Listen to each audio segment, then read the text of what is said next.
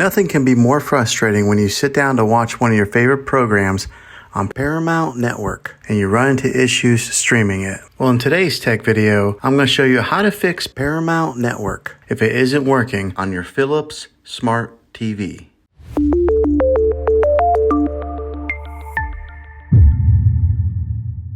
Let's see if we can fix your problems and get your network back up and running as quickly as possible. The first one, it's the easiest one to try, and that is to unplug your TV from the wall outlet and wait 60 seconds. Now don't be impatient here, wait the whole 60 seconds, then plug it back in. This is very different from turning your TV on and off with your remote control. This is what we call a hard reset of your TV, so make sure you do this method. If that doesn't work, then find your router that is giving you Wi-Fi and unplug the power to that for 60 seconds. Then plug it back in. If it fixes it, great. If not, let's go ahead and move on to the next method. Try deleting Paramount Network on your TV. Go to wherever the apps are located on your system and remove the app altogether. Then reinstall Paramount Network again. After you reinstall it, you might have to log back in with all of your credentials, but hopefully this will work. And if that doesn't work, then I recommend buying an affordable Roku stick, Fire Stick, or Apple TV 4K and plug that into your TV and use that as your main streaming player. And you'll be able to access Paramount Network that way. I'll put links in the description down below of where you can get one. Well, hopefully this video was helpful for you.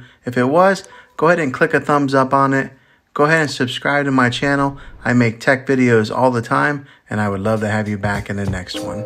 Take care.